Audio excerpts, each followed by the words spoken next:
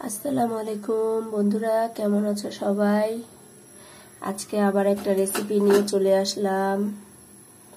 সেটা হচ্ছে চিড়ার মুয়া। তো দেখো, প্রথমে একটা কড়াই নিয়ে নিছি, কড়াইটা গরমও হয়ে গেছে। তো এই যে আমি চিড়ে নিয়ে নিছি, সেটা এখন আমি একটু ভাজবো।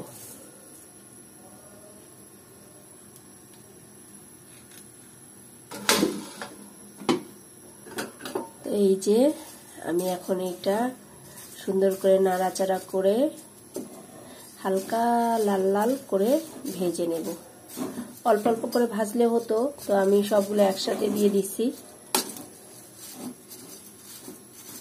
তো এটা এখন ভেজে নেব। দেখো, আমার এটা হালকা ভাজা হয়ে গেছে।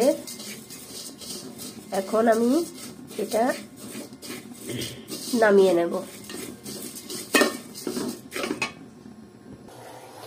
এই যে এমন একটা ছাঁকনি নিয়ে নিছি, এর মধ্যে এভাবে করে এটা ছেঁকে নেব, মানে ছোট যা ময়লা থাকে সেগুলো চলে যাবে। এই দেখো, একটা পাত্র নিয়ে নিলাম, পাতিল। এর মধ্যে 1 কাপ পানি দিয়ে দেব। এরপরে দিয়ে দিব আধা কাপের মতো চিনি। এরপরে নেব, দেখো এই যে আবারও আধা কাপের একটু কম গুড় নিয়ে চিনি আর গুড় একসাথে মিক্সড করতে হবে। এরপরে নিয়ে নিব, দেখো 4টা এলাচ দিয়ে এখন চিনি গুড় সব একসাথে ভালোভাবে মিক্সড করতে হবে।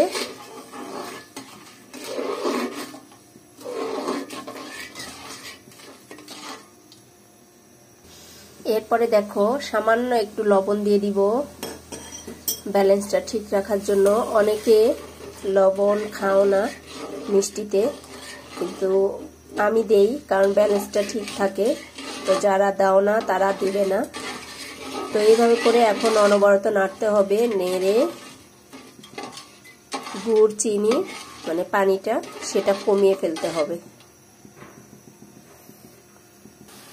এরপরে দেখো, আমি একটা তেজপাতা 2 অর্ধেক করে এটার মধ্যে দিয়ে দিলাম, গ্রানটা ভালো লাগবে। পরে এলাচ তেজপাতা সব ফেলে দেব। দেখো এই যে গুড় চিনি সেটার পানিটা কমে আসছে। তো এই যে দেখো আঠালো সিস্টেমের হয়ে গেছে। তো এই পর্যায়ে আমি সব চিড়েগুলো দিয়ে দেব। এই যে চিড়েগুলো এখন সব আস্তে আস্তে করে দিয়ে দেব। এই যে ওপরের ময়লাগুলো সেগুলো ফেলে দিব। তো এখন এই গুড় চিনির সাথে এগুলো খুব ভালোভাবে মিক্সড করতে হবে, যেন চিড়ের সবগুলোর ভেতরে ভেতরে চলে যায়।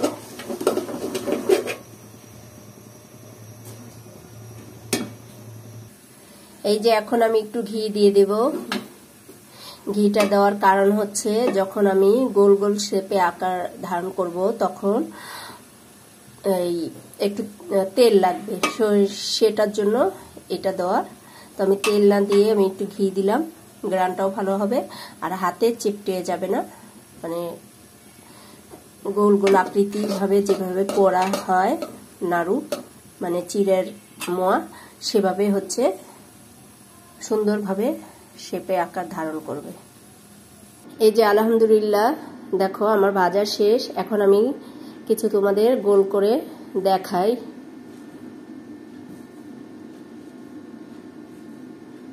এই যে গোল গোল করে এক হাতে করতেছি, এর জন্য 2 হাত দিয়ে করলে আরো সুন্দর গোল হবে। এই আমি আবার আরেকটা দেখাই।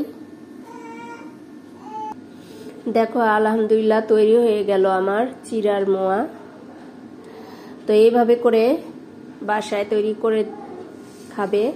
আর যারা বানাতে পারো, সত্যি বলতে আমার এটা ফার্স্ট টাইম, তো যারা পারফেক্টভাবে বানাতে পারো আমাকে একটু কমেন্ট করে জানাবে যে আমি যেভাবে বানিয়েছি সেভাবে ঠিক হয়েছে কিনা। তো আজকে এতটুকুই। সুস্থ থাকবে, ভালো থাকবে। আসসালামু আলাইকুম।